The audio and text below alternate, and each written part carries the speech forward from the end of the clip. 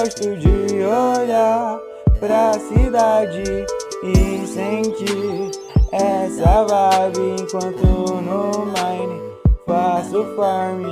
Jogo até de madrugada em MMO, eu mato fada em puzzle, cabeça trava, clica no start pra voltar onde tava. Mortal Kombat fazendo fatality, de long drive, bugando em viagem, até em campo minado viciei, tentando o jogo que eu já joguei.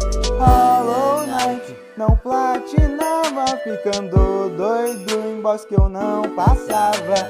Em Dead Cells levava porrada, em Dark Souls eu nem tocava. Terraria não me cansava, de escape policial me quebrava, Lego ninguém me matava, The Sims mó legal fazer casa. Quando eu durmo tarde gosto de olhar pra cidade e sentir essa vibe enquanto no mine eu faço farm.